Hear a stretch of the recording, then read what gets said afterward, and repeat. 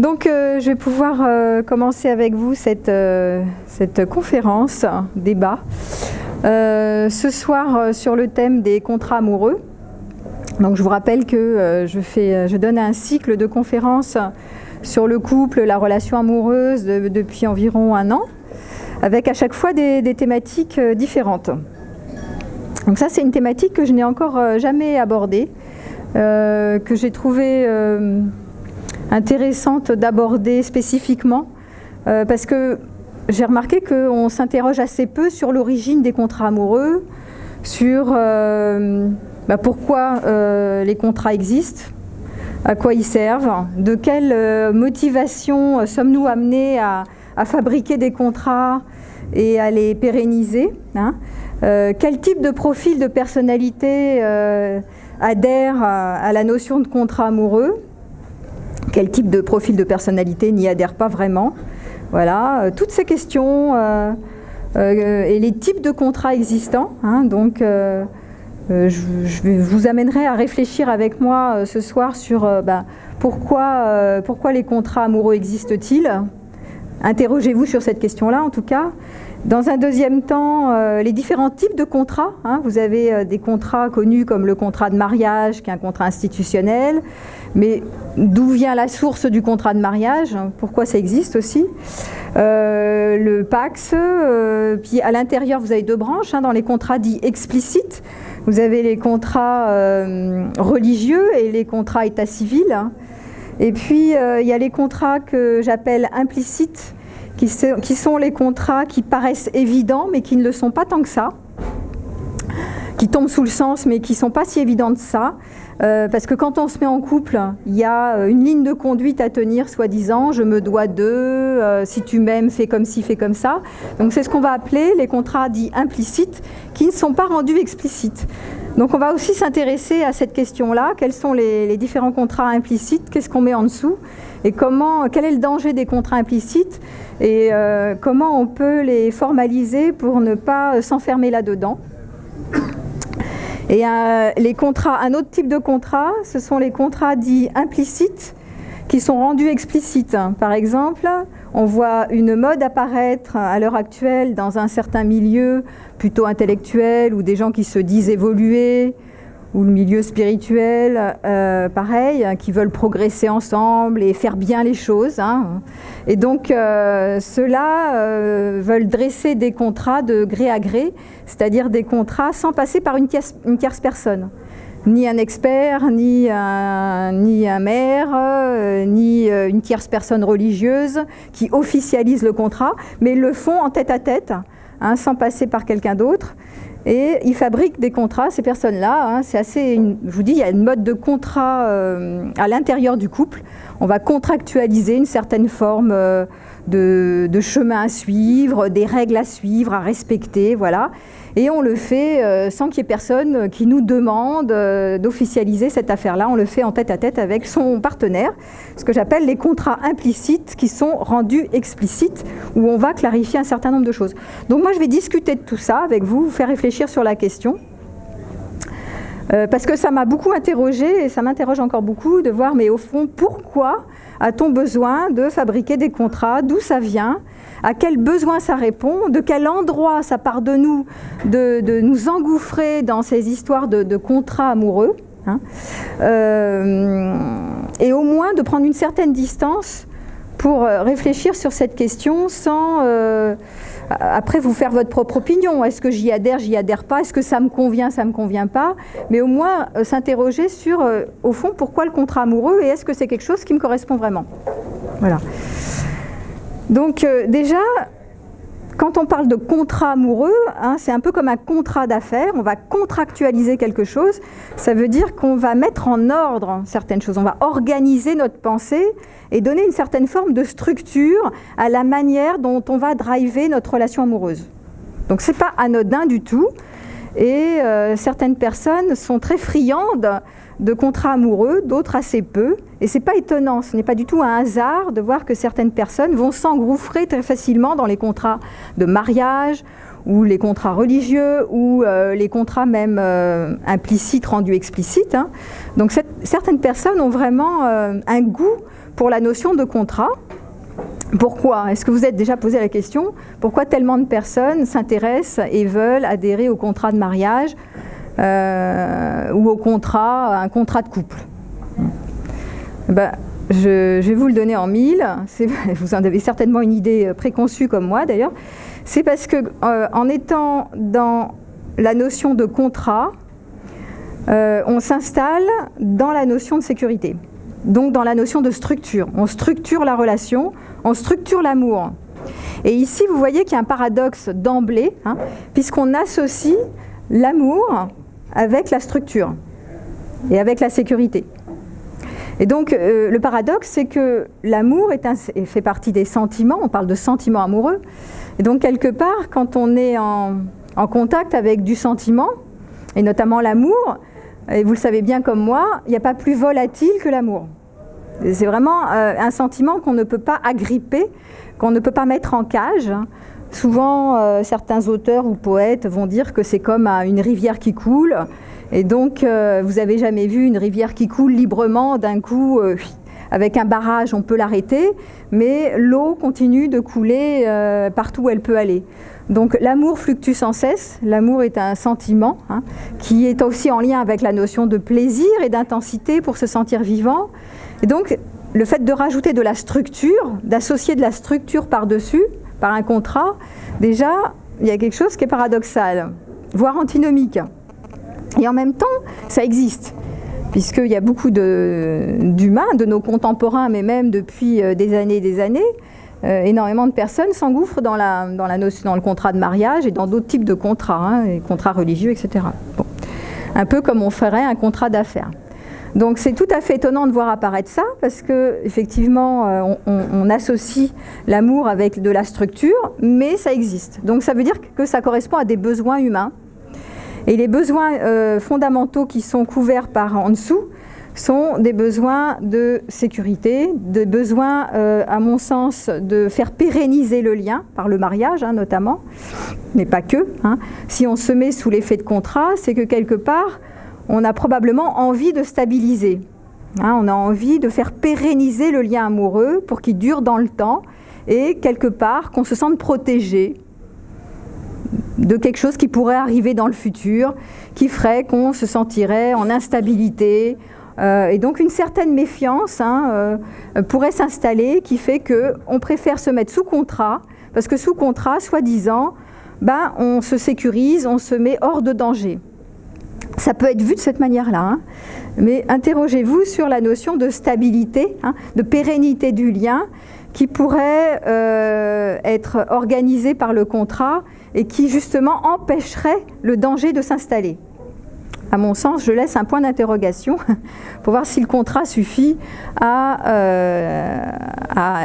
empêcher la non-pérennité du lien, on va dire ça comme ça. Hein. Voilà. Donc on cherche le plaisir amoureux et en fait la sécurité est toujours en obstacle au plaisir. Hein. Plus on cherche à sécuriser le lien, plus on cherche à l'organiser, à l'agripper, à l'agripper, à faire en sorte qu'il reste jusqu'à la fin des temps, eh bien, plus la notion de plaisir va diminuer d'autant. Puisque le plaisir, comme l'amour, c'est quelque chose de volatile, c'est quelque chose qui est furtif et qu'on ne peut pas capter pour des siècles. Il faut sans arrêt remettre son attention dessus et le rendre vivant, hein, mais ce n'est pas quelque chose qui va avec la sécurité. C'est assez antinomique. Et pourtant, on a une telle envie les uns les autres de se stabiliser, de pérenniser, qu'on a fabriqué des contrats, et notamment des contrats amoureux, entre autres.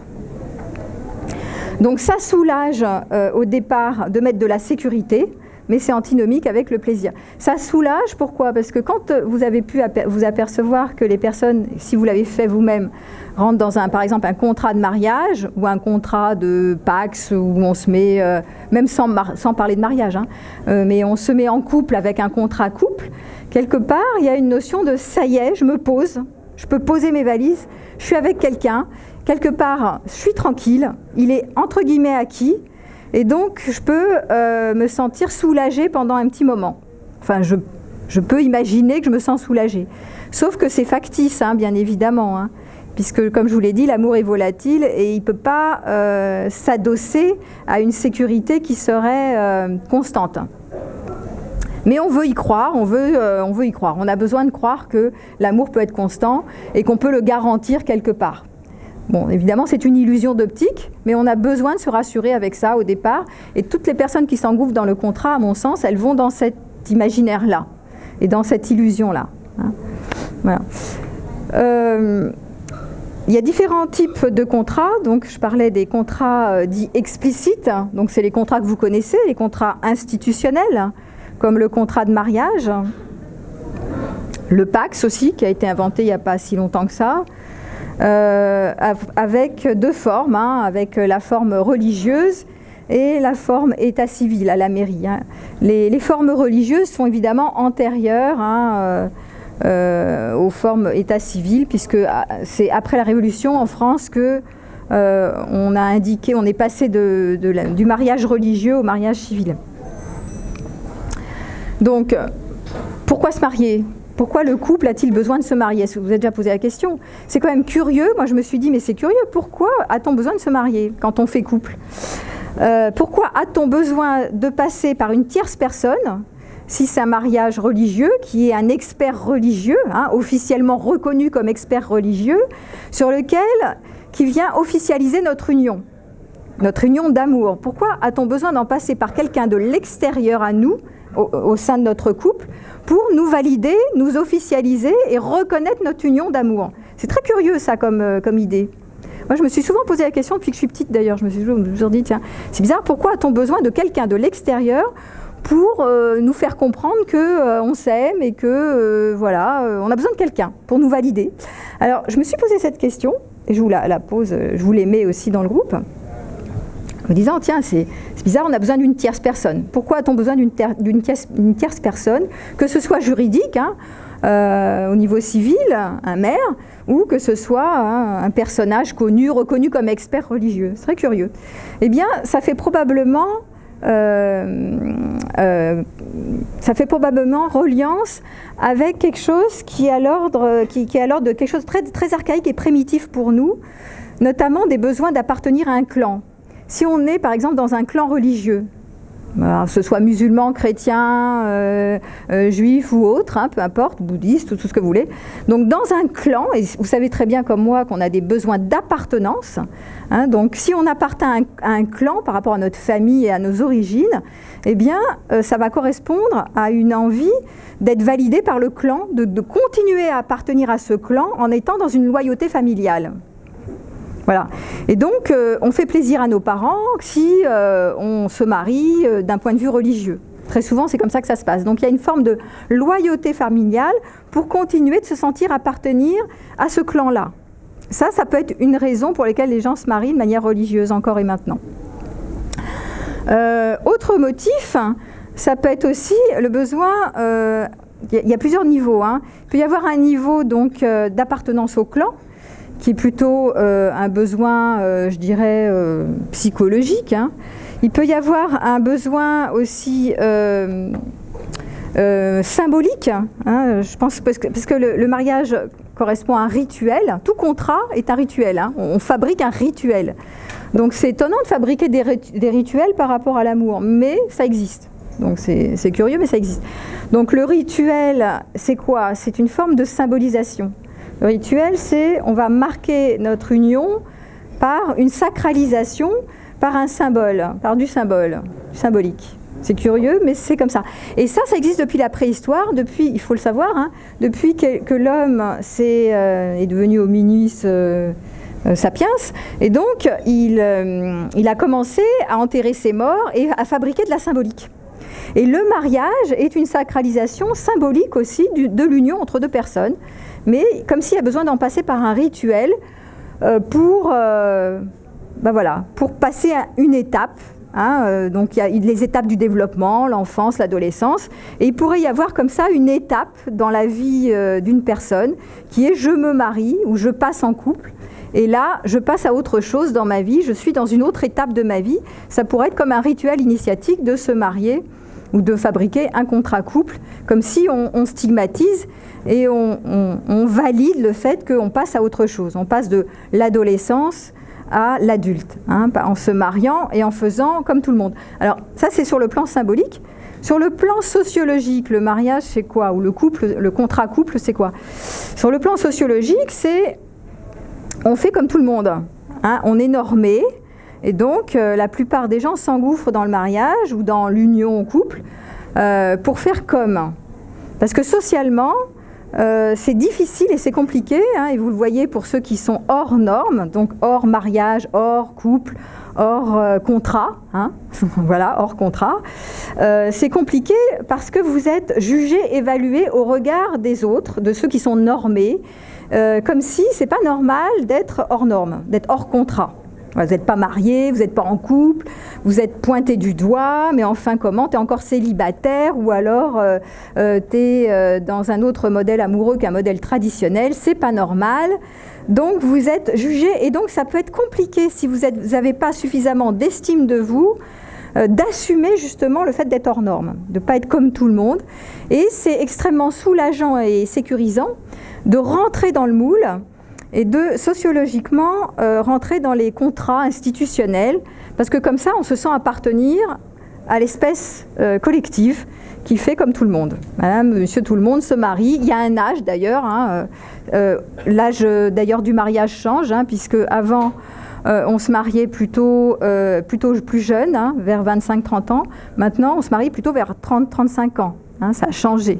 Mais n'empêche que ça suit, il y a une certaine cohérence dans l'âge du mariage, et puis il y a une cohérence dans les divorces maintenant, hein, donc après le mariage, 5-7 ans après, en général il y a pas mal de divorces. On en reparlera de ça, hein, mais voilà, il y a comme une norme sociétale qu'on suit comme ça, entre la notion de se marier, suivant un certain âge, en tout cas pour faire comme les autres, et donc d'être validé par le clan, hein, d'être validé par la norme sociale, c'est apaisant, c'est rassurant, et c'est plus insécure de se mouvoir à travers les mailles du filet qui fait qu'on ne fait pas comme les autres. Voilà.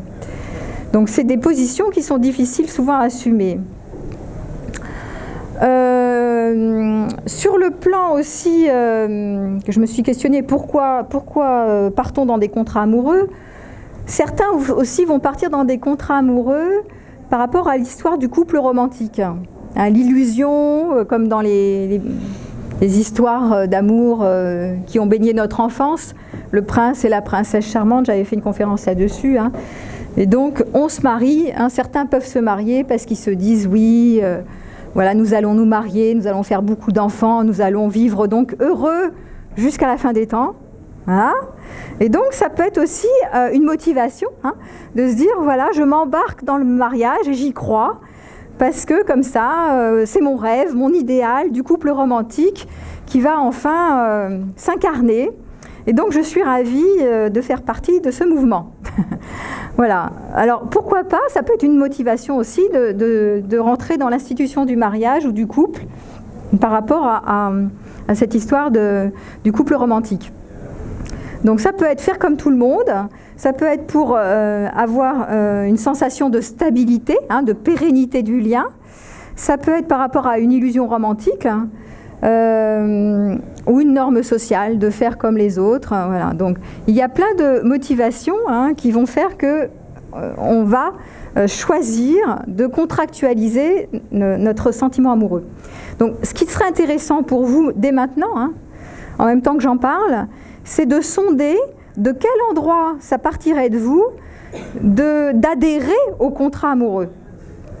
Voilà, parce qu'il y a forcément un motif quelque part, et je pourrais même extrapoler même un peu plus loin en disant comme ça que nous arrivons au monde avec une angoisse existentielle énorme qui est l'absurdité du plan de vie. C'est-à-dire, qu'est-ce que je viens faire sur Terre? Pourquoi je suis venue m'incarner? Quel sens ça a d'exister? Et donc, ces questions existentielles, évidemment, on se les pose tous plus ou moins à un certain âge, à un certain moment donné de notre vie. Tous les philosophes sont sur cette question-là, hein. Je lisais Nietzsche il n'y a même pas 2 jours. Et donc, par rapport à ça, cette question de l'absurdité du sens de la vie, hein, parfois c'est est-ce que vraiment la vie a un sens et est-ce qu'on veut croire au sens de la vie, hein. Pour Nietzsche, il y a une forme de nihilisme, hein, c'est-à-dire au départ de dire mais même Schopenhauer c'est pareil, hein, c'est bon ben on peut imaginer que la vie ne sert à rien, pourquoi donner du sens à la vie et vouloir s'acharner à donner du sens à la vie? N'est-ce pas une hypothèse d'être humain que de vouloir se sécuriser en donnant du sens à la vie?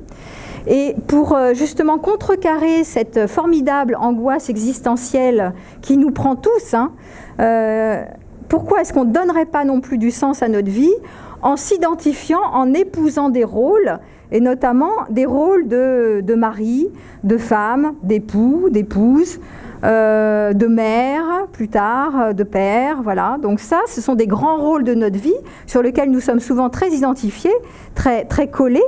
Et effectivement, vous vous rendez compte que quand vous êtes très identifié à un de ces rôles-là, ça donne beaucoup de sens à votre vie. Presque c'est une mission. J'ai la mission d'être une bonne mère, d'être une bonne épouse, de remplir mes devoirs et mes obligations, de faire correct, etc. Hein. Dans les religions, notamment, on voit beaucoup ça apparaître. Et ça donne du sens à notre vie. Et le sens donne de la cohérence. Et ça renvoie à des besoins de structure, de cohérence. Sinon, le plan de vie paraît complètement absurde. Donc c'est intéressant aussi de vous questionner sur est-ce que se marier, faire des enfants, faire couple, est-ce que ce n'est pas non plus éviter l'angoisse existentielle qui nous surprend et qui est tout le temps présente quelque part, hein, et qui nous permettrait donc de donner du sens à nos vies respectives et à fuir cette angoisse. Voilà. Donc moi je vous laisse avec cette question, hein. Je ne vais évidemment pas donner de réponse, mais je vous interroge là-dessus, et surtout de voir de quel endroit ça part de vous engouffrer dans les contrats amoureux. Que ce soit un contrat de mariage institutionnel, Pax ou autre, un contrat religieux ou pas, ou un contrat couple sans tierce personne, c'est pareil, hein, c'est quand même un contrat. C'est-à-dire qu'on va mettre des règles qui vont édicter notre chemin, c'est-à-dire on se fixe des règles à suivre. Dans les contrats religieux état civil, on vous fixe des règles qui sont déjà préétablies, hein, mais dans les contrats entre deux, de gré à gré, vous fixez des règles de couple vous-même en disant c'est le chemin à suivre, il y a une directive à suivre qui est une bonne conduite, donc ça veut dire qu'il y a une bonne conduite et une mauvaise conduite. Il y a une conduite qui va dans le bon sens pour que l'amour continue à subsister, et il y a une conduite qui serait mauvaise, qui ferait que si on ne respecte pas les règles qu'on se donne, alors à ce moment-là, ça risque de péricliter, il y a du danger, on ne va pas stabiliser. Donc, il y a des croyances autour d'une bonne et d'une mauvaise conduite. Hein, je vous rappelle que soit c'est dogmatique, c'est-à-dire ça vient de l'extérieur, c'est les contrats préétablis religieux ou même fixés par la mairie, hein, où vous avez des comptes à rendre, c'est-à-dire il y a des devoirs et des obligations. Hein. Je vais vous les citer tout à l'heure pour vous les remettre en mémoire, hein, sur les contrats de mariage institutionnels. Donc il y a une bonne conduite à tenir, une bonne ligne. Et pareil, si vous fixez entre vous un contrat couple, ça veut dire que vous donnez une bonne ligne à conduire. Donc vous êtes encore parti dans la dichotomie, le bien, le mal. Hein, il y aurait une bonne ligne contre une mauvaise ligne. Moi, je mets ça en point d'interrogation. Est-ce que ce ne sont pas tout bonnement des croyances pour se rassurer qui sont totalement illusoires, et à quoi vous prêtez, votre adhésion, quoi, hein. Toujours très curieux de voir comment on se raconte des histoires. Pour aller un petit peu plus loin sur les contrats implicites, parce que ce qu'on se rend compte, c'est quand on fait couple, même sans passer par un contrat de mariage, peu importe, il y a de toute façon des contrats implicites. C'est-à-dire, on entend ça souvent, hein, si tu m'aimes, tu te dois d'être un peu jaloux. Alors, je vous donne des exemples, hein. Après, selon les personnalités, ça change, hein. D'être un peu jaloux, parce que si tu n'es pas jaloux, ça veut dire que tu ne t'intéresses pas à moi. Donc ça, c'est, vous voyez, le genre de contrat implicite, hein. C'est-à-dire qu'implicite, ça veut dire que ça paraît évident, ça tombe sous le sens, mais en fait, ce n'est pas du tout évident, hein. C'est pas nommé, c'est pas clarifié, c'est pas explicité. Hein. C'est ça qu'on appelle un contrat implicite. Donc par exemple, tu m'aimes, tu te dois d'être un peu jaloux. C'est pas normal que tu le sois pas du tout. Tu m'aimes, donc tu te dois de t'intéresser à moi, de penser beaucoup à moi, de ne pas m'abandonner, d'être centré sur moi, d'être attentionné. Si tu m'aimes, tu dois partager les tâches, tu dois partager les tâches de la logistique. Tu dois faire l'amour, par exemple, une fois par jour avec moi. Tu dois, en fait, bref, il y a plein de... Et regardez, là je vous ai donné des exemples, hein, mais il y a plein d'exemples sur lesquels vous-même, vous êtes dans « si tu m'aimes, tu te dois de » 3 petits points. Et ça, c'est implicite. Et regardez toutes les attentes, et toutes qui sont en fait des exigences, hein, que vous avez sur le partenaire, et qui ne sont pas explicitées, qui sont soi-disant implicites. C'est normal. Oui, c'est normal. S'il est avec moi, c'est qu'on considère qu'il se doit de... donc il doit me rendre des comptes, il doit être attentionné, il doit être non violent, il doit être respectueux, il doit partager les tâches, il doit ceci, il doit cela. Et moi je fais ça, je fais des petits exercices comme ça, souvent pour les couples, et je leur dis, chacun de votre côté, un truc que vous pouvez faire, c'est vous lister toutes les attentes que vous avez sur l'autre. Implicite. Si tu m'aimes, tu te dois de. Voilà. Et après, vous les formulez à l'autre. Vous les rendez explicites. Et vous voyez l'effet que ça fait en face. Parce que des fois, l'autre, il ne le sait même pas. Parfois, il méconnaît. Il n'est même pas au courant que vous attendez tout ça. Et même parfois, vous n'êtes même pas au courant que vous attendez tout ça. Donc, c'est déjà pas mal de faire le point sur, mais au fond, quelles sont mes attentes sur mon partenaire dont je n'ai même pas conscience, mais qui pèsent sur l'autre. Parce que si vous ne lui dites pas, lui, il ne le sait pas forcément, parce qu'il n'est pas télépathe. Et du coup, ça génère une pression sur l'autre. C'est l'autre se doit de me rendre des comptes, il se doit de, et ça met du contrôle. Et s'il n'est pas dans vos réponses, s'il ne satisfait pas vos attentes, vous lui en voulez, vous lui faites la gueule, vous boudez, vous lui faites payer, quoi. Voilà. Donc, c'est aussi important de rendre explicites les attentes dites implicites. Et j'irai même plus loin, parce que derrière ce que j'appelle les attentes, par exemple, tu dois être un peu jaloux, ça c'est complètement idiot pour moi, mais si tu m'aimes, tu dois être jaloux. Qui a dit qu'on aime parce qu'on est jaloux? Enfin, ça c'est une croyance qui passe. Mais par exemple, si vous lui nommez pas ce genre si vous lui nommez pas et que vous restez avec ça, la personne, elle peut être vraiment à contre-courant, quoi. Et elle peut vous heurter très fort. Et plutôt que de parler d'attente dans les contrats implicites, ça pourrait vraiment être utile et intéressant d'explorer les besoins sous-jacents aux attentes. C'est-à-dire que derrière ce qu'on appelle un contrat, quand vous fabriquez un contrat couple ou quand vous partez dans un contrat de mariage où il y a des règles, ce sont pour moi des stratégies. Et les stratégies ne parlent pas de nos besoins qui sont sous-jacents aux stratégies. Par exemple, si tu m'aimes, tu dois être attentionné, tu dois prendre soin de moi. Hein. Donc ça veut dire que le besoin c'est quoi? Le besoin c'est j'ai besoin de savoir que je compte pour toi. C'est pour ça que j'aimerais que tu sois jaloux par exemple. Voilà. Mais le besoin c'est pas qu'on s'en fout qu'il soit jaloux, la stratégie c'est qu'il soit jaloux. Mais dans cet exemple-là, le vrai besoin c'est que de savoir que je compte pour toi. C'est pas la même chose.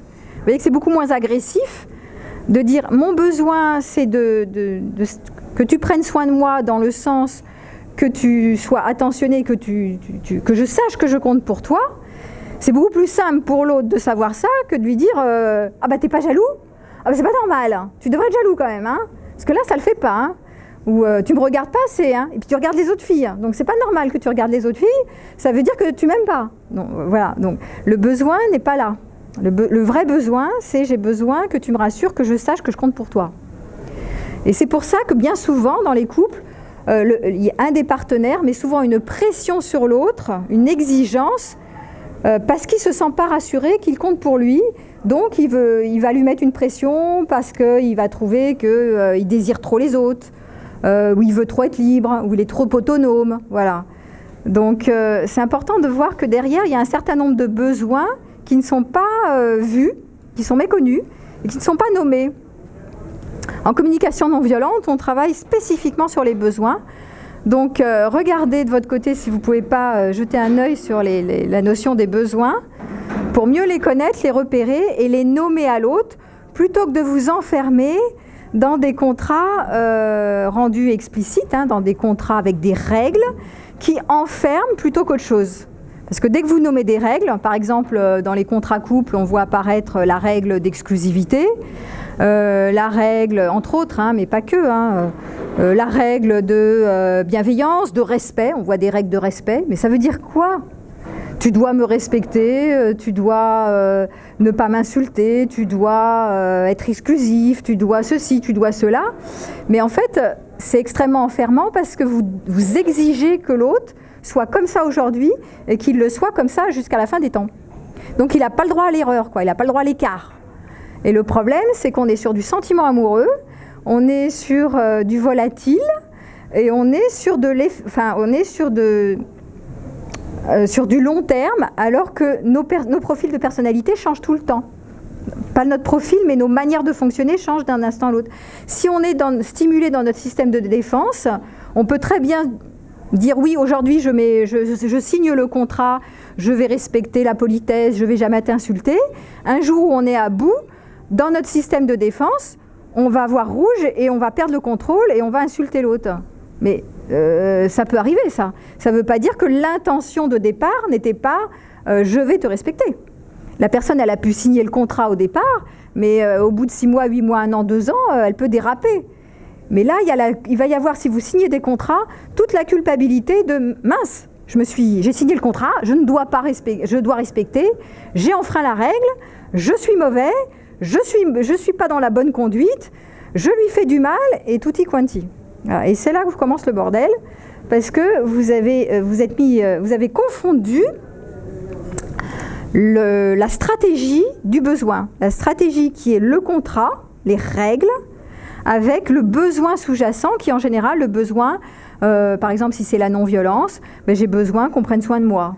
Voilà, j'ai besoin qu'on n'attende pas ma vie, des choses comme ça, hein, d'être protégé, de me mettre en sécurité dans le sens d'être protégé, qu'on ne me fasse pas de mal. Ça c'est le besoin, mais le besoin n'a rien à voir avec la stratégie qui est le contrat, qui enferme, qui rigidifie et qui va vous faire devoir, vous avez des devoirs à rendre, des comptes à rendre, qui fait que si jamais vous dérapez, ben vous êtes mal parti. Parce que si vous dérapez, vous êtes hors contrat, et là il y a de la culpabilité, l'autre il va vous en vouloir, mais enfin comment, tu as trahi le contrat, c'est pas normal, tu devrais pas, et là les tensions et les crises augmentent. Donc attention à ces histoires de contrat.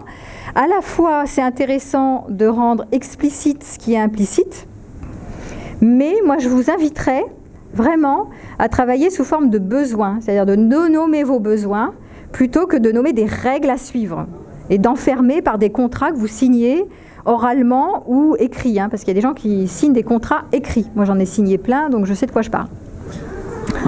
Je suis la première à rentrer dans les contrats divers et variés. Moi j'ai tout fait, hein. Je me suis fait les contrats de mariage, les contrats couple, 1, 2, 3, j'en ai fait je ne sais pas combien, donc je connais par cœur l'histoire et je me suis beaucoup interrogée sur la question de pourquoi je signais comme ça des contrats.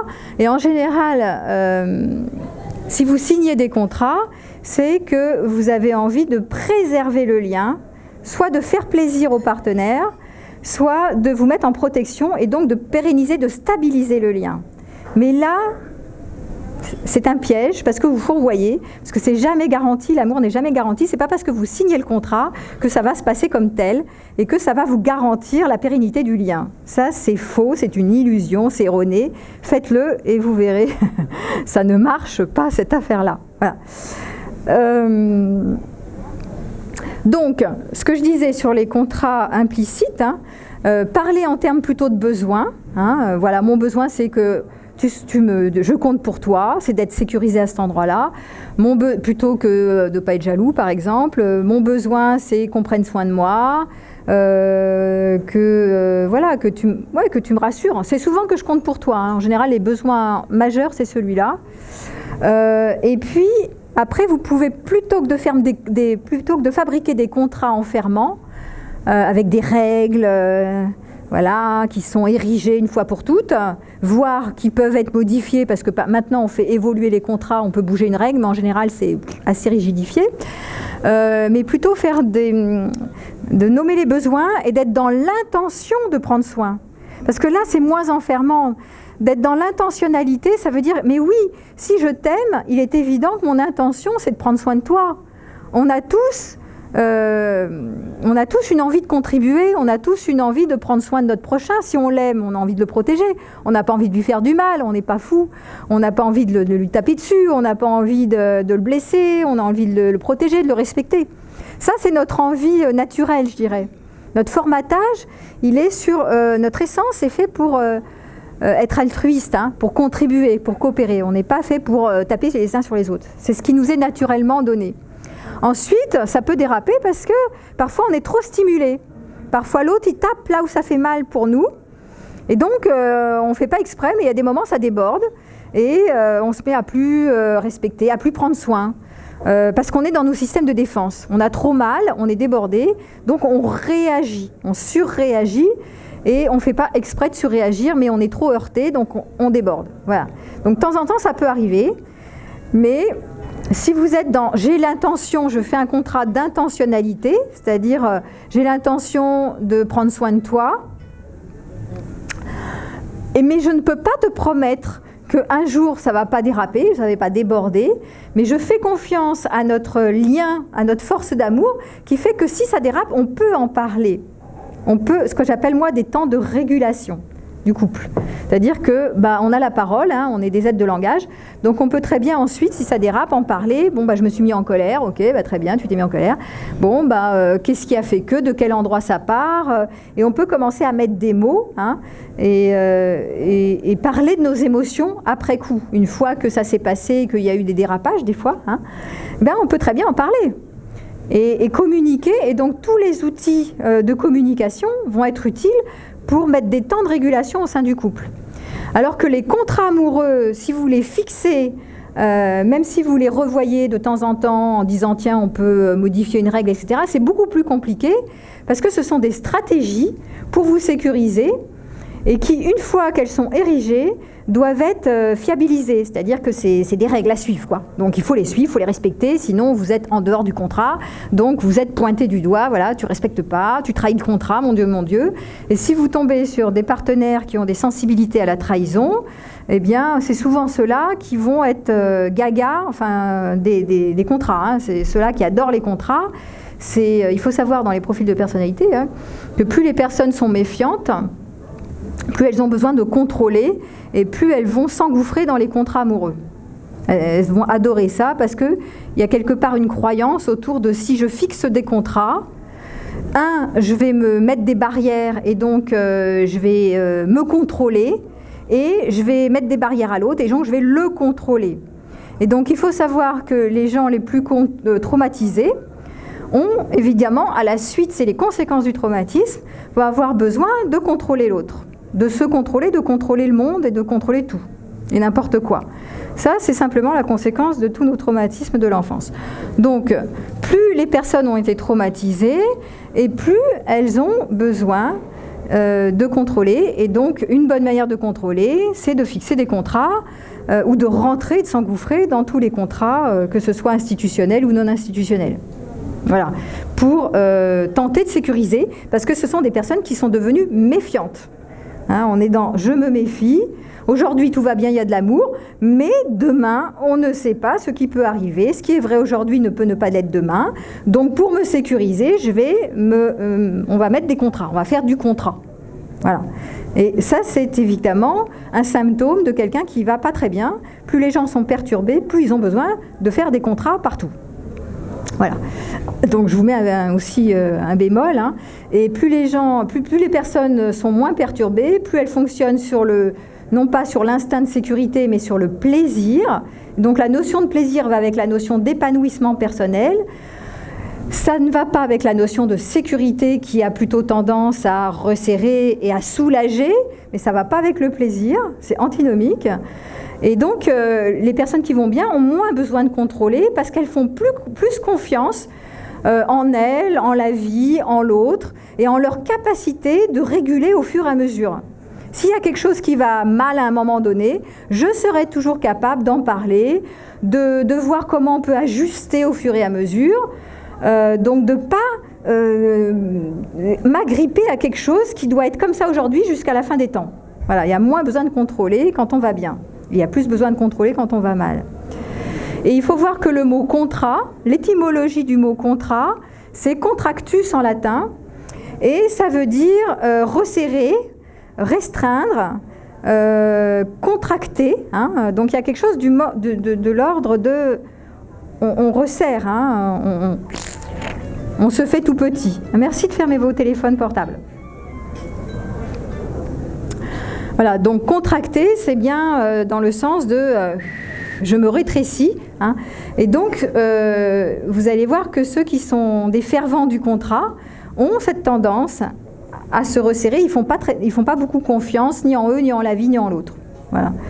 Donc c'est intéressant aussi de voir qu'il y a des profils de personnalité qui vont préférer les contrats, d'autres qui vont ne pas supporter le contrat, parce que le contrat, ils vont le vivre comme quelque chose d'enfermant, et ils ne vont pas supporter les contraintes du contrat, les règles à respecter, etc. Alors c'est pas mieux d'être dans l'extrême inverse, hein, de dire moi je veux aucune contrainte, laissez-moi ma liberté à tout prix, surtout pas de règles, rien du tout. C'est l'extrême inverse, donc vous savez que les extrêmes sont toujours nuisibles. Mais entre ne vouloir aucune contrainte et vouloir que des contraintes, vouloir se rentrer dans des contrats en rigidifiant tout, voilà, vous avez les overdoses, hein, les excès de l'un et l'autre. Donc il y a des personnes qui ont plutôt le goût de l'aventure et le goût du risque, qui elles vont jamais rentrer dans des contrats, jamais de mariage, jamais au contraire, surtout soyons libres. Mais c'est une contrainte parce qu'il y a un dogme de rester libre tout le temps, c'est autant dogmatique que mettre des contrats partout. Voilà. Et il y a les autres, les profils qui ont besoin de sécurité, qui sont très traumatisés et qui vont, eux, au contraire, vouloir s'engouffrer dans des contrats, ça va les rassurer beaucoup. Je vais pouvoir maintenant parler un peu du contrat de mariage, donc l'institution du mariage. Je crois que j'en avais déjà parlé un peu à un moment donné. Hein. L'institution du mariage, c'est apparu en France bien après les mariages religieux, bien évidemment. Hein. C'était instauré par François Ier en 1539. Et il y a évidemment ici, à l'époque, pour contrôler les naissances, et pour contrôler les naissances, il y avait quelque chose aussi de contrôler la famille à l'époque. Hein. Au moment de la Révolution, c'est passé dans les mairies, mais il y avait quelque chose de l'ordre de on va aussi contrôler la population de manière économique et politique. Hein. Alors, je vais vous lire, parce qu'il y a des devoirs et des obligations dans chaque contrat, évidemment, et dans le contrat de mariage, il y a des devoirs et des obligations. Je vous les remets juste en mémoire, parce que vous les connaissez, mais c'est les clauses qui sont intéressantes de voir dans quoi vous rentrez quand vous signez le contrat de mariage. Donc, les époux se doivent mutuellement respect, donc pas de violence, hein, fidélité, secours et assistance. Voilà, ça c'est le gros morceau. Quand ils ont mis fidélité, évidemment, entendez exclusivité. Hein. Fidélité, on ne sait pas trop ce que ça veut dire. En tout cas, ça fait référence à l'exclusivité sexuelle et affective. Secours et assistance. Donc vous voyez que cette première clause, elle est beaucoup dans quelque chose de l'ordre de on va permettre aux personnes de se sentir protégées en sécurité. Et à l'origine, effectivement, il y avait beaucoup on est quand même issu du patriarcat, on est encore dedans, hein, mais quand même c'était très fort. Et donc il y avait vraiment quelque chose de l'ordre de protéger les femmes et les enfants, etc. Et donc cette clause était quand même faite dans le bon sens, dans une évidence de l'époque. Hein. Au jour d'aujourd'hui, en tout cas en Europe, il y a moins besoin de ça, mais cette clause existe bien évidemment toujours. Donc quand vous rentrez dans le contrat de mariage, vous signez pour ce devoir-là, cette obligation qui est respect, exclusivité, secours et assistance jusqu'à la fin des temps, bien évidemment. Et c'est ça le truc, hein, c'est jusqu'à la fin des temps. Vous ne devez pas pécher, vous ne devez pas déraper, déroger au contrat, vous devez de bien vous tenir jusqu'au bout. Voilà, donc vous rentrez dans le mot du devoir. Hein. Qui dit devoir dit culpabilité. Si je ne tiens pas mes devoirs, je vais commencer à culpabiliser ou à faire culpabiliser l'autre de ne pas tenir ses devoirs. Autre article, l'article 213, c'est les époux assurent ensemble la direction morale de la famille, l'éducation des enfants, préparent leur avenir. Bon, ça, ok. Et puis il y a aussi l'histoire de communauté des biens. Donc on est aussi dans la protection financière, hein. Il y a des personnes qui s'engouffrent dans le mariage aussi simplement pour des histoires financières. On se marie parce que comme ça, voilà, on paiera moins d'impôts, pour la succession familiale, enfin des histoires d'argent. Et pourquoi pas, hein, mais quelque part vous signez aussi pour l'ensemble des obligations. Pas que. Et très souvent, ces personnes, vous verrez hein, autour de vous, ces personnes qui signent simplement, allez, on ne fait que pour l'argent, pour se mettre en sécurité financière, il y a quand même un enjeu plus fort. Le jour où elles se marient vraiment, il y a quelque chose de symbolique hein, qui est dans l'inconscient collectif quand même, qui est quand on se marie, c'est pas anodin. Et on peut se marier comme ça légèrement. Allez, il y en a qui se marient pour faire une fête. Hein. Juste, on va faire la fête, voilà, c'est l'occasion, une fête parmi tant d'autres, pourquoi pas. Il y a Noël et puis il y a le mariage. Donc pourquoi pas se marier mais en fait, il y a quelque chose de beaucoup plus lourd parce que symboliquement, le mariage, c'est pas anodin. Il y a quelque chose quand même qui pèse, hein, qui fait qu'il y a des devoirs et des obligations. Et ça existe jusqu'à la fin des temps. Donc vous devez quand même de respecter le contrat. Et symboliquement, vous rentrez dans quelque chose de pérenne. Voilà. Et donc, souvent, les gens qui se marient comme ça, soit pour une fête, soit pour des questions d'argent, eh bien, parfois, ils divorcent peu de temps après parce qu'ils n'y trouvent pas leur compte. C'est comme si ça supprime l'amour. On rentre dans des devoirs et des obligations, mais il y a moins d'amour, il y a moins de légèreté, il y a plus de lourdeur, et on est moins au gré du vent par rapport à ces histoires de mariage. Voilà. Ensuite, voilà. Ensuite, il y a les contrats religieux. Alors, juste pour mémoire, hein, vous avez le mariage chrétien. Je vous le fais rapidement. Hein. Les obligations entre époux, c'est amour et assistance, élever des enfants. Bon, il faut que chacun des fiancés soit pleinement libre au moment de l'engagement. Et ce qu'ils appellent la fidélité, qui est évidemment l'exclusivité, qui est confondue avec l'exclusivité.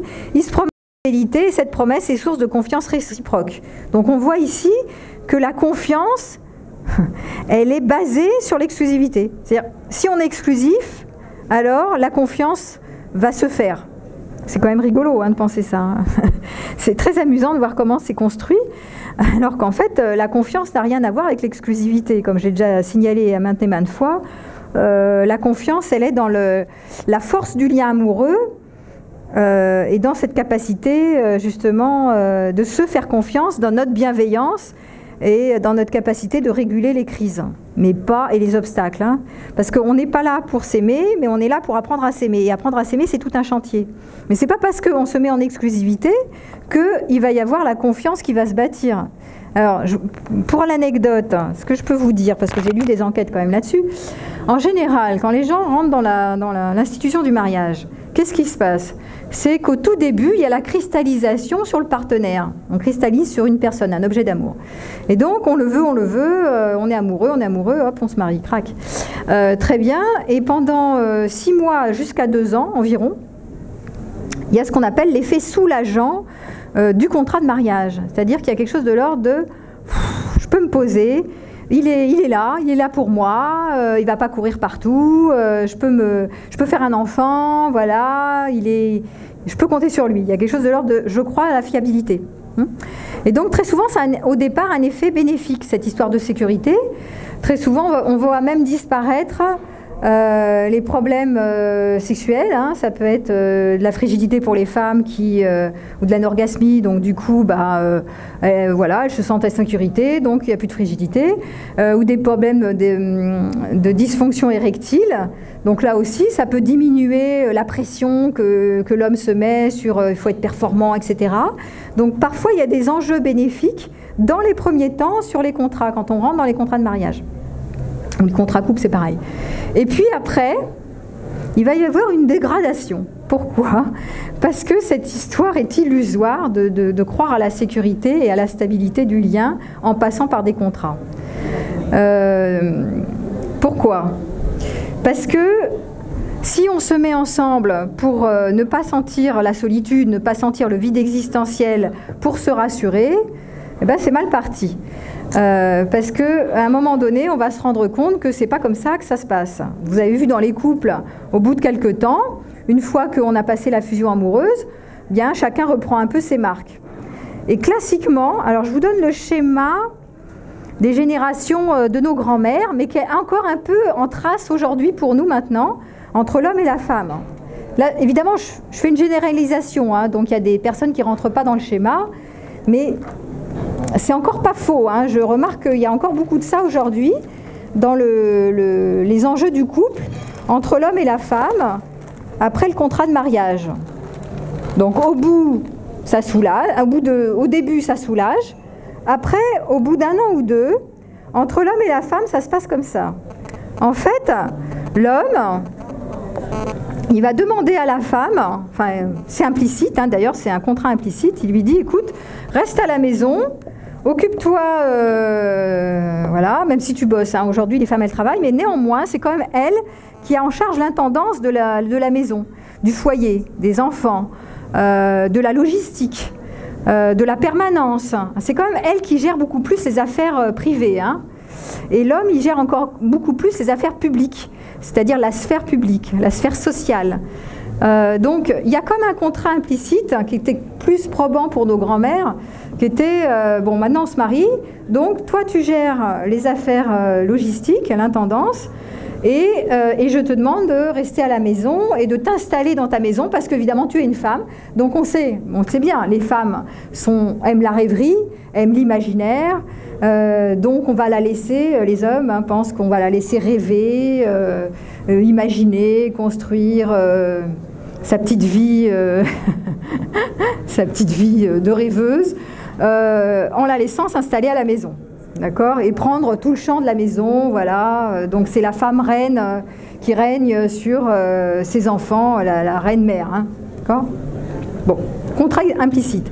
Et la femme, elle cède des bouts d'elle, souvent, en disant « Ok, moi je veux bien prendre cette partie-là, mais par contre, toi je veux bien te laisser libre, aller à l'extérieur socialement, briller, rencontrer des gens, professionnellement, etc.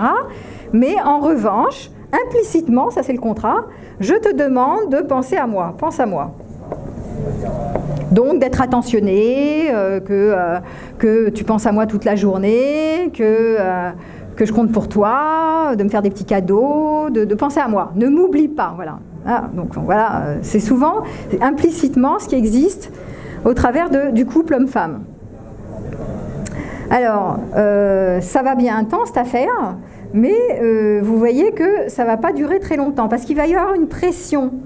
La pression, c'est la femme qui commence à céder des bouts d'elle et donc à dire « Ok, je suis à la maison, là, donc je m'occupe des enfants, je gère quand même un maximum la logistique. » Parce que le partage des tâches, il est souvent à peu près, hein, même encore maintenant, grosso modo, c'est quand même les femmes qui largement... vont plus s'attarder sur les enfants. C'est elles qui demandent encore des congés d'absence pour les enfants malades, des congés parentaux. C'est quand même beaucoup plus les femmes que les hommes, encore aujourd'hui. Hein. Donc voilà, c'est comme ça. Donc c'est comme si c'était naturel que la femme s'occupe plus de la maison et des enfants. Et donc dans ce « Ok, je veux bien prendre en charge plus que toi tout ce qui concerne la maison », mais en revanche, pense à moi. Mais elle a quand même, au bout d'un moment, elle a envie de sortir. Elle en a marre d'être dans son trou. Elle a envie de commencer à trouver son identité sociale à l'extérieur, de faire un peu comme lui, quoi, trouver une certaine liberté, de retrouver des activités sociales, etc. Et donc la femme, elle dit, mais bon, quand même, pour lui faire plaisir, j'ai envie de sortir à l'extérieur. Mais je ne vais quand même pas sortir sans lui, ça ne le fait pas. Hein. Je vais lui demander de sortir avec moi socialement. Le soir, on va sortir, on va aller faire des tas de choses ensemble, on va partager des choses ensemble. Et elle n'ose pas le faire sans lui en général. Parce qu'elle se dit, si jamais je le fais sans lui, je recommence à voir mes amis hommes, mes soirées, mes sorties, etc. avec mes copines, etc. Lui, il risque de rencontrer d'autres femmes. Et donc, ça ne va pas le faire. Il risque d'aller encore plus sur le monde extérieur. Donc, je vais lui demander de partager des choses avec moi.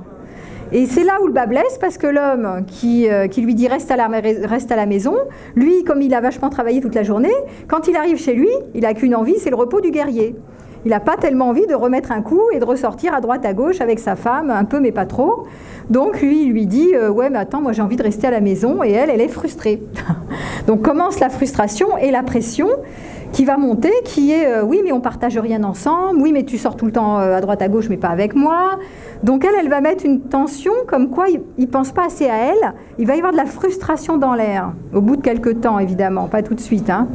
C'est le cercle infernal hein, du couple. Hein. Et lui, plus ça lui met la pression, plus il va se sentir étouffé. Donc lui, il va avoir une angoisse d'étouffement. Donc il va le vivre comme une tyrannie.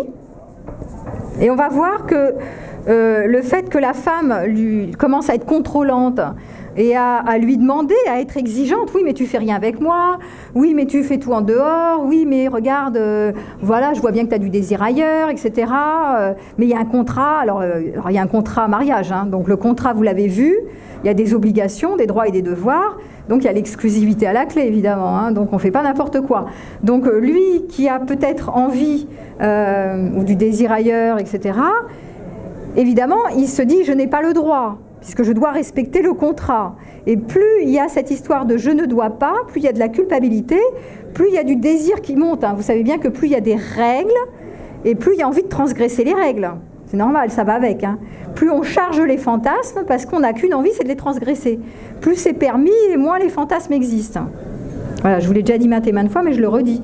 Donc lui, non seulement, il y a le fait qu'il sent que la femme, elle commence à lui mettre de la pression, des exigences, du contrôle, de la frustration, elle n'est pas contente, elle ne sait plus comment faire pour la contenter. Il pense à elle, mais bon, il a aussi envie de se reposer, d'être tranquille chez lui quand il arrive, d'être tranquille, quoi, de ne pas avoir de pression. Voilà. Donc lui, il commence à se sentir étouffé par elle, et elle, frustrée. Et plus elle est frustrée, plus elle va lui demander de penser à elle. Plus elle lui demande de penser à elle toute la journée, plus lui il se sent étouffé, et elle a une angoisse d'abandon. Et elle a aussi de la frustration et de la colère. Il ne fait rien avec moi, il n'en fait pas assez, il ne m'aime pas assez, il n'a pas assez d'attention, il ne me regarde pas assez, il n'a pas assez de gestes, de cadeaux, de ceci, de cela. Et l'un va en systémique, hein, plus elle a une angoisse d'abandon, il ne me regarde pas assez, il ne pense pas assez à moi. Plus lui, il a une angoisse, il a une pression, il n'a qu'une envie, c'est de partir et de fuir le foyer familial et de lâcher, hein, d'aller ailleurs, avec une culpabilité énorme qui augmente la pression, qui est la culpabilité de devoir respecter le contrat et d'être un bon père de famille, un bon mari, un bon époux qui n'a pas l'air de faire ce qu'il faut. Donc tout ça, ça fait monter en pression l'histoire, et en général, c'est comme ça qu'il y a des névroses qui s'aggravent. Et c'est un système qui se mord la queue, qui est un système vicieux, qui fait qu'au bout de, je disais, de 2 à 5 ans, on voit les contrats couples, les couples en contrat, qui périclitent et qui finissent par se séparer. Parce que je n'ai pas encore parlé de séparation, mais il y a quand même dans les chiffres, hein, je vous rappelle les chiffres actuels que j'ai relevés. C'est pas ça, je vous le mets là. Donc les chiffres de mariage et de séparation sont, vous les connaissez à peu près, mais je vous les remets en tête.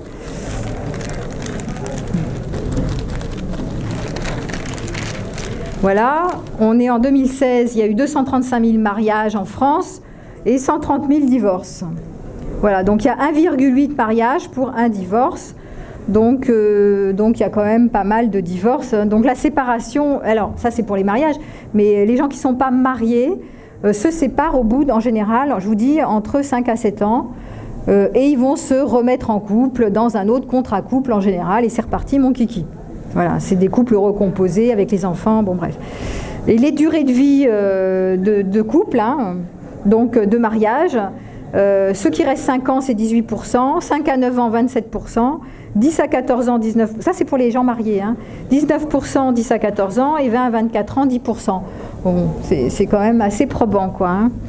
Et ce que je disais aussi tout à l'heure, c'est que les chiffres du mariage dans l'âge sont avancés. Maintenant, on se marie plutôt à 87% à 30 ans. Non, à 37%, à 30 ans, 37% des femmes sont mariées. Avant, c'était 87 en 1930. Donc là, aussi à reculer, on fait des enfants plus tard, on se marie plus tard. Mais il y a quand même beaucoup de gens qui se marient quand même. Hein. Ça reste quand même, le contrat de mariage a encore du succès. Voilà.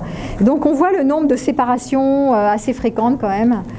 Et elles sont pour moi très liées aussi à ces histoires de couple et de systèmes qui s'immiscient, hein, d'angoisse, d'abandon, qui répond à l'angoisse de liberté, le besoin de liberté de l'homme, l'angoisse d'étouffement, qui va contrarier l'angoisse d'abandon et qui va se juxtaposer, et l'un entraîne l'autre et l'autre entraîne l'un comme un cercle vicieux jusqu'à ce qu'il y ait séparation en général. Il va y avoir en général ici des conflits, hein, pour celui qui se sent étouffé. Il y a un conflit, comme je vous l'expliquais, entre je dois être un bon mari, un bon père de famille, donc je dois respecter les clauses, hein, et le j'ai envie. Hein, c'est ça qu'on va voir apparaître. J'ai envie de liberté, j'ai du désir ailleurs, j'ai envie de ma liberté, hein, tout simplement. Donc il y a un conflit entre je dois et j'ai envie. Et très souvent ce qui se passe, c'est celui, alors là je disais à l'homme, hein, ça peut être la femme, hein, mais c'est souvent l'homme, qui est angoissé d'étouffer. Lui, il y a une partie de lui en général, de cette personne qui n'assume pas, qui n'assume pas le fait de vouloir vraiment être libre. Parce qu'il est pris par ses devoirs. Voilà. Donc le fait de ne pas assumer, c'est-à-dire qu'il y a une partie qui part dans cette direction et l'autre qui part dans l'autre direction. Je me dois d'eux et j'ai envie. Je me dois d'eux, j'ai envie. Je culpabilise et j'ai envie. Et comme ce n'est pas assumé, parce que il faut voir qu'on a un idéal de nous qui est très très important. C'est notre image de marque. Donc si l'image de marque pour cette personne, c'est d'être un bon père, un bon mari, eh bien c'est cette partie qui va prendre le pouvoir contre la partie qui veut être libre. C'est pour ça que la personne n'assume pas. Et comme elle n'assume pas, elle n'est pas claire. Elle ne se positionne pas vraiment. Elle dit oui, j'ai envie de liberté, mais je le dis pas clairement, je ne l'assume pas, je le dis pas, je le veux pas. Donc à partir de là, c'est pas clair. Et à partir de là, la femme qui est en face, elle ne sait plus comment se positionner puisqu'il n'est pas clair. Un jour, il lui dit « Oui, je veux rester avec toi, je suis un bon père, je veux être gentil, je ne veux pas te blesser, je ne veux pas te vexer. Hein » Et le lendemain, c'est « Oui, mais j'ai envie de liberté. » Et il est froid, gelé, glacial. Et voilà. Donc, et ça se passe souvent comme ça. Moi, je vois plein de couples, hein, en thérapie. Donc, je vois bien que ça se passe très fréquemment comme ça. Et à son conflit qu'il n'arrive pas à résoudre et à ne pas assumer, hein, ici, ça répond par comme tu ne te positionnes pas, ça m'angoisse, parce que j'ai une angoisse d'abandon, et donc ça m'angoisse toujours et encore plus, et donc je te demande toujours et encore plus de penser à moi. Je te demande de mettre ton énergie sur moi, puisque je ne sais pas où tu en es. Et donc il y a cette angoisse-là, mais beaucoup de pression, et surinvestit l'objet d'amour, c'est-à-dire le mari, en l'occurrence. Il faut savoir que les personnes qui sont comme ça, en angoisse d'abandon, vont développer de la dépendance affective, c'est-à-dire vont surinvestir une personne en mettant tout le focus dessus, parce qu'elles ont déjà été abandonnées enfant, hein, il y a eu des mémoires d'abandon, et donc il y a une envie que cette personne-là qui a été élue du cœur, aujourd'hui, qui n'est plus un parent ou une mère ou un père, eh bien elle a envie que le mari aujourd'hui, par exemple, réponde au besoin d'être attentif, d'être attentionné, répare, hein, l'histoire d'abandon de l'époque. Mais en surinvestissant un objet, la personne, elle court à sa perte parce qu'elle ne multiplie pas les sources de satisfaction de ses besoins. Donc elle surinvestit la personne, et plus elle le surinvestit, en lui demandant tout, et plus l'autre, ça lui met la pression, et plus il fuit le couple. C'est l'effet inverse.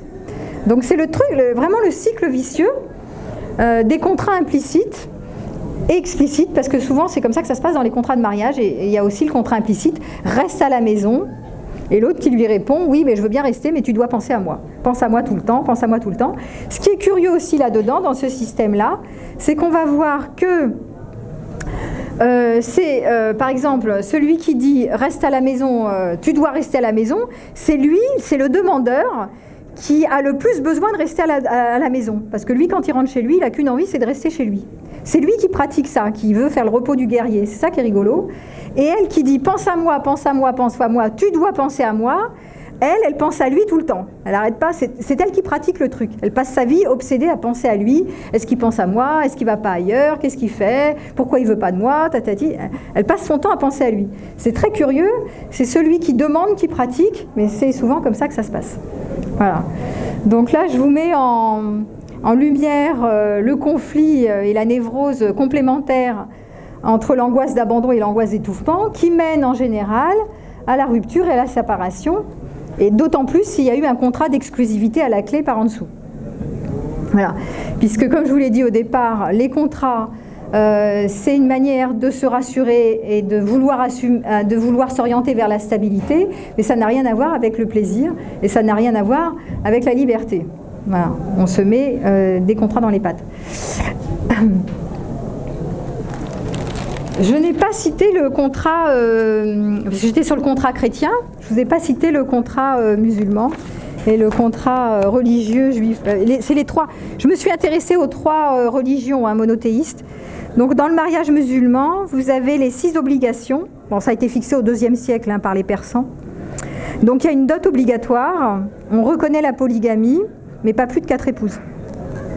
L'homme a 6 obligations, un devoir de cohabitation, un devoir conjugal, un devoir de partager les nuits s'il est polygame, une absence de tous ses vices, un devoir d'entretenir financièrement, voilà, sur tout ça. Et la femme, elle a 5 obligations, l'obéissance envers son mari, l'habitation au domicile conjugal, la fidélité, donc l'exclusivité, les soins du ménage, et l'autorisation maritale si elle veut donner plus d'un tiers de ses besoins à un autre. Voilà, donc vous voyez les différences. Selon les cultures et selon les religions, on n'a pas les mêmes devoirs, les mêmes obligations. Mais quand même, c'est quand même assez... voilà, il y a quand même des règles et des conduites, vous voyez. Et dans le mariage juif, l'obligation est que pour l'homme.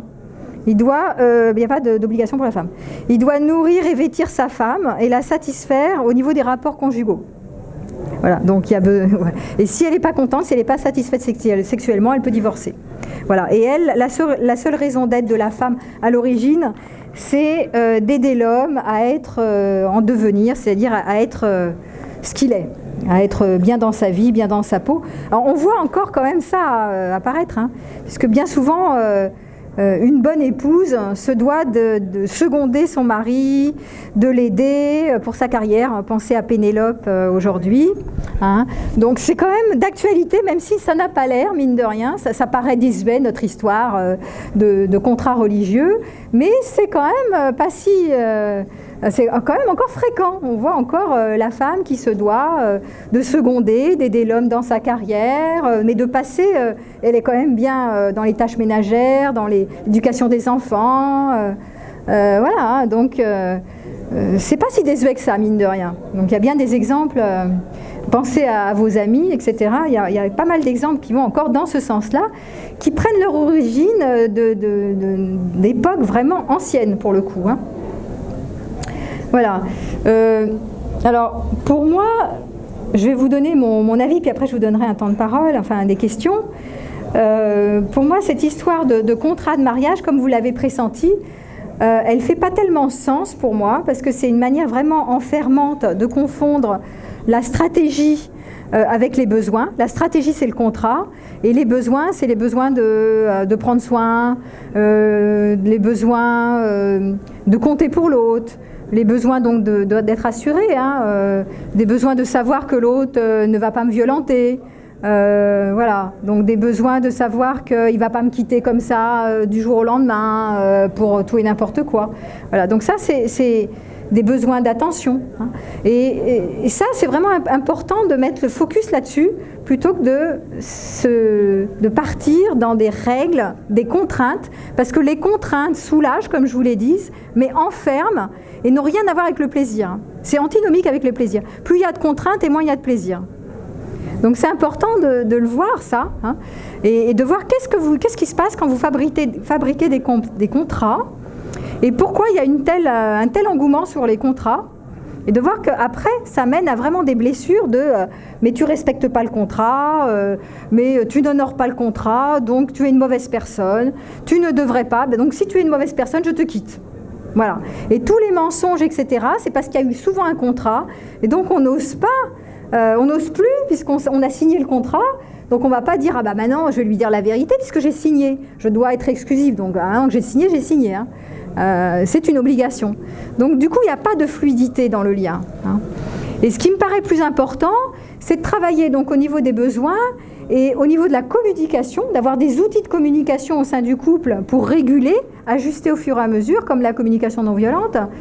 Et aussi, ce que je vous avais mis aussi, qui m'avait interpellé un jour, il y a un bouquin qui existe là-dessus, je ne me rappelle plus l'auteur, qui s'appelle « Les 5 langages de l'amour ». Ça me paraît beaucoup plus intéressant de fonctionner avec ça qu'avec des contrats et des règles. C'est-à-dire que, je ne sais pas si vous connaissez ça, les 5 langages. On a 5 canaux et selon chaque individu, on aime plutôt un canal plutôt qu'un autre. On a un canal privilégié. Donc, pour nous, se sentir aimé, ça peut passer par des cadeaux. Vous savez, on fait des cadeaux, on reçoit des cadeaux. Ça peut passer par les compliments. Il y en a qui préfèrent des compliments, des paroles verbales. « Oh ma chérie, tu es vraiment magnifique, tu es belle, tu es intelligente. » Et plus il y a des compliments, plus elle se sent aimée. Hein? Il peut y avoir aussi un canal qui est le toucher. Il y a des personnes qui vont se sentir aimées par le toucher, le contact, la tendresse, être prise dans les bras, ou la sexualité, ou la sensualité, ou être contenu. Voilà. Donc tout ça, toute la sensorialité, je dirais, tout le toucher peut être une manière fondamentale de se sentir aimé. Mais ça, c'est un besoin. Il n'y a pas forcément besoin de mettre des règles pour aller dans le sens de ces besoins-là. Il y a plus à dire à l'autre, écoute, je te formule clairement que moi, je préfère, ce qui compte le plus pour moi, c'est d'être touché. Et si tu ne me touches pas assez, je vais être frustrée, je vais être mal avec ça. C'est mieux que de dire, voilà, dans le contrat, tu dois faire l'amour une fois par mois, une fois par jour, tous les mois. Une fois par jour avec moi. Une fois par mois, c'est pas beaucoup. Hein. Mais voilà, ça c'est le contrat, tu dois faire l'amour une fois par jour. Donc, si vous mettez ce contrat-là, eh bien, il va peut-être dire oui, oui, je vais le faire, parce que voilà, c'est important, tu as besoin d'être touché, donc je vais le faire. Mais la personne qui se sent contrainte, parce qu'elle a signé un contrat, elle peut le faire, mais avec une mauvaise volonté, parce qu'elle est contrainte. Donc elle peut le faire en boudant, ou le faire en étant pas volontaire, pas motivée, voilà. Mais elle peut le faire quand même. Donc quand on est contraint, ça ne donne pas la même chose que quand on a un élan de contribuer pour l'autre, quand on a l'intention de prendre soin de l'autre. C'est pour ça que je vous dis, évitez les contrats, parce que les contrats, c'est enfermant, et ça donne beaucoup de contraintes. Il peut y avoir les moments privilégiés comme manière de se sentir aimé. Donc on va en voir, voilà, c'est important de passer des moments en regardant un film, en allant à la campagne, en allant faire du tennis ensemble, enfin je ne sais quoi, en allant à la montagne, en faisant des vacances ensemble. Voilà. Donc il peut y avoir cet accès-là qui est partager des moments privilégiés, et c'est important de savoir qu'est-ce que l'autre, est-ce que c'est ça qui compte pour toi. Et puis le 5e mode des langages amoureux, c'est de me rendre des services. J'aime quand tu me rends des services, quand tu es utile, quand tu fais du bricolage. Ah ben moi, ça me détend, je me sens aimée comme ça, c'est très important pour moi. Ça compte peut-être plus que les compliments, voilà. Donc, chacun ses canaux, et c'est important hein, d'être au clair sur, mais au fond, qu'est-ce qui compte pour toi? Donc ça, c'est ce qu'on appelle les contrats implicites, hein, les besoins implicites, de les rendre explicites. Et de se mettre au clair sur qu'est-ce que tu préfères, qu'est-ce qui est important, et qu'est-ce qui est important pour moi, et qu'est-ce qui est important pour toi. Et je vous rappelle aussi qu'un des principes de l'autonomie chez l'adulte, un des postulats de l'autonomie, c'est j'arrête d'imaginer que ce qui est important pour moi l'est aussi pour toi. C'est je te demande clairement, d'adulte à adulte, qu'est-ce qui est important et qu'est-ce qui compte pour toi. Et ce qui compte pour toi ne compte pas forcément pour moi. Donc je me différencie de toi, ça c'est un postulat de l'autonomie chez l'adulte, c'est qu'il arrête de croire que mes valeurs sont les mêmes que les tiennes, mes priorités sont les mêmes que toi, ce qui compte pour moi, ce compte pour toi, ce qui est important pour moi est important pour toi, ce que j'aime, tu l'aimes, et donc, non, ce que j'aime, si ça se trouve, moi j'aime, j'ai besoin, et tu n'as pas forcément les mêmes besoins. Et ça, c'est l'autonomie. Voilà, la maturité affective, elle part de ce principe qu'il y a la place à la différence, et ce qui compte pour moi ne compte pas forcément pour toi, et c'est comme ça. Et pourquoi pas? Et on arrête de vouloir faire du prosélytisme. Si c'est important pour moi, ça doit être important pour toi. Et tu dois tout partager pareil que moi. Voilà. Donc si j'aime avoir des moments privilégiés, aller au cinéma, tu dois aimer aller au cinéma avec moi. Voilà, c'est normal. Si tu m'aimes, tu te dois de... Ben non, hein, on n'a pas les mêmes besoins, on est différents. Donc c'est important de mieux cerner la personnalité de l'autre, ses fonctionnements, et de l'accueillir et de le prendre comme il est, en le connaissant mieux. Et donc tous ces outils-là, qui sont aussi des outils de compréhension, de lecture de la personnalité, de lecture des besoins, vont beaucoup aider le couple à fonctionner, à se faire confiance, à s'unir, à renforcer le lien d'amour sans en passer par des contrats avec des règles à respecter, avec une bonne conduite, une mauvaise conduite, parce que là on apprend à se connaître et on apprend à faire fructifier l'amour et à donner de la force à notre amour plutôt qu'à vouloir le rigidifier, le contractualiser, à s'enfermer là-dedans. Voilà. Voilà ce que je pense de la question des contrats, dans lesquels je me suis moi-même engouffrée et j'ai trouvé que c'était pas très fructueux, c'était même très violent pour ma part de signer des contrats et de ne pas pouvoir les tenir et les respecter parce que c'était la sincérité du moment. Très souvent vous signez un contrat, vous êtes sincère sur le moment, mais 6 mois, 2 ans, 3 ans après, on évolue. Vous savez très bien comme moi qu'à 10 ans, vous n'êtes pas les mêmes qu'à 20 ans, que vous n'êtes pas les mêmes qu'à 30 ans, que vous n'êtes pas les mêmes qu'à 40 ans, que vous évoluez et que l'autre en face, il évolue, et que même si sincèrement vous êtes d'accord pour être exclusif un temps, être respectueux un temps, être bienveillant un temps, demain après-demain, ça peut changer.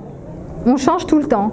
Donc c'est aussi ne pas faire confiance dans l'évolution que de vouloir s'enfermer et signer des contrats, et de croire à ça. Voilà.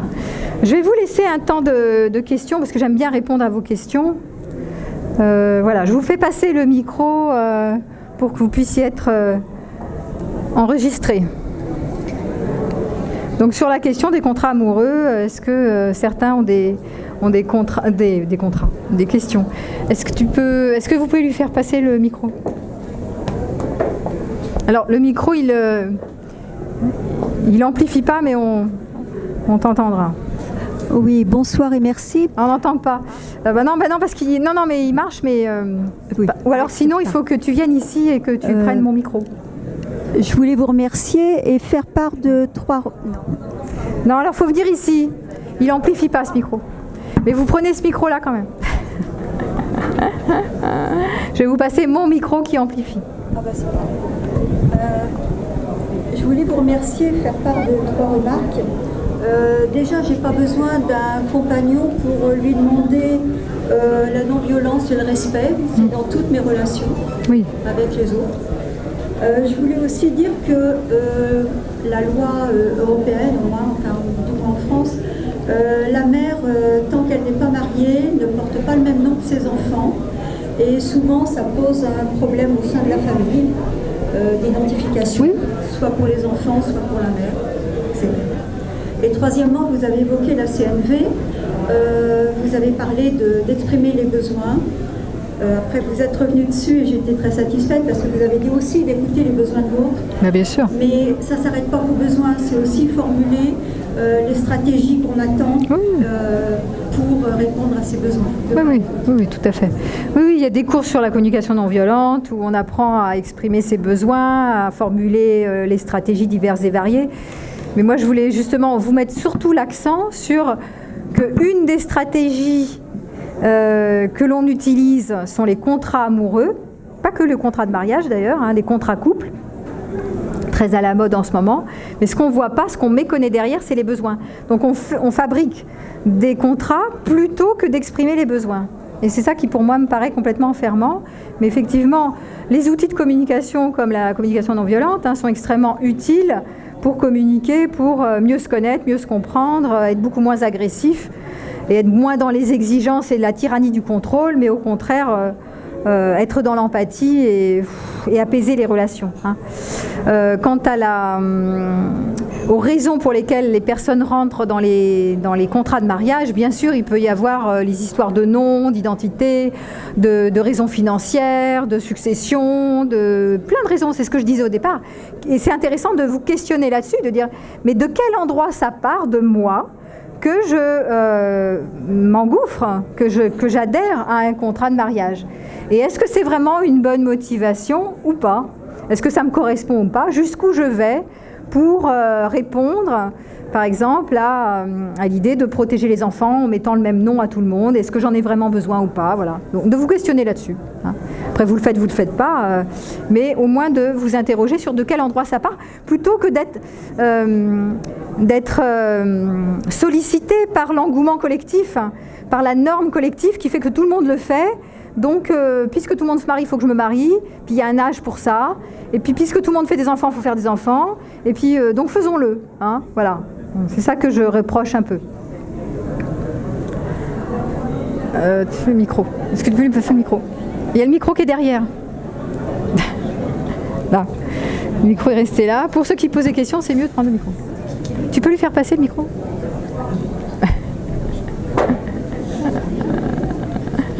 Merci. Hein.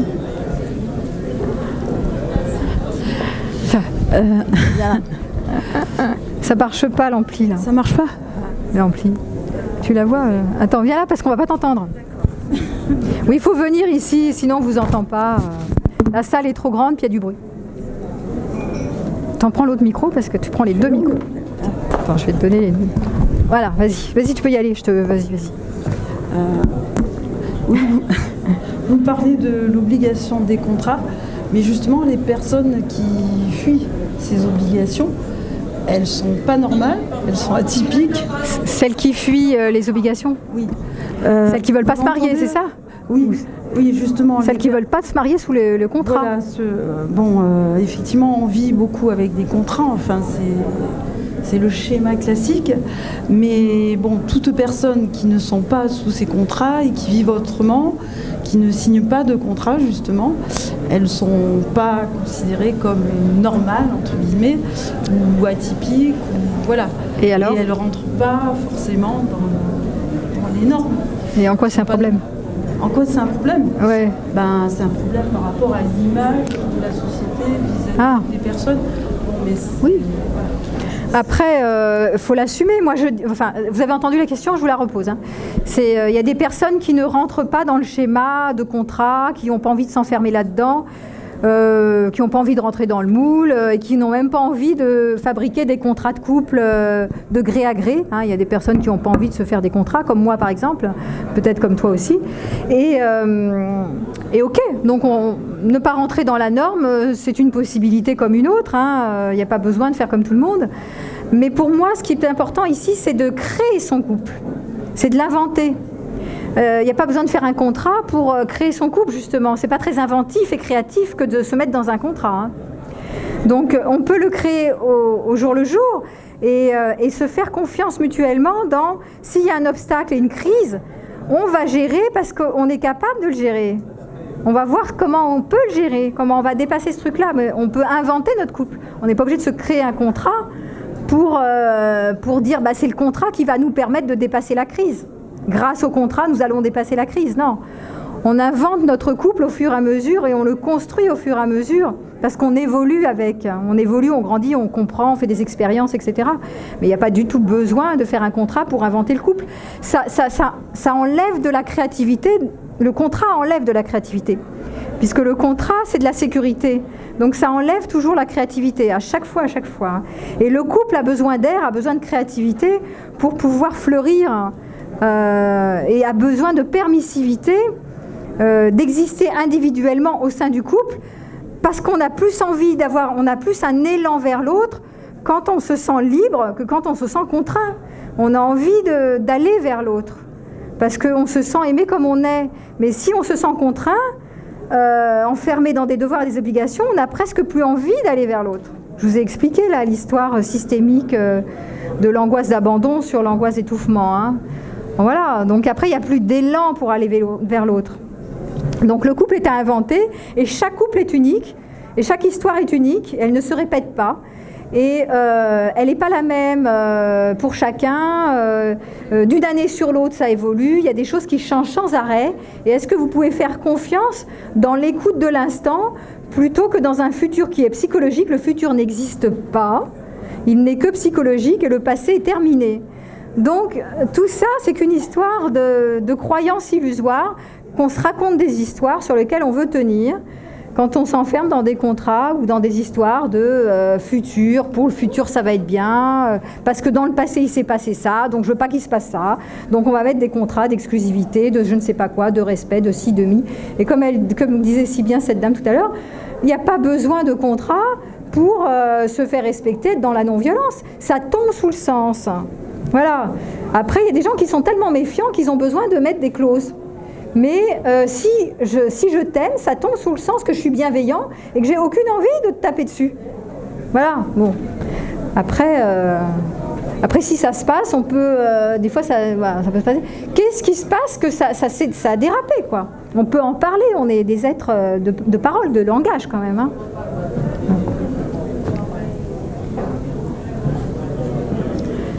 Est-ce qu'il y a d'autres questions ou commentaires sur les contrats amoureux, mariage et autres?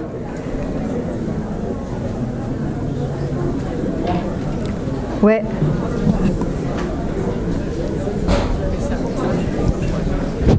Ah, bah, j'ai dépassé l'heure.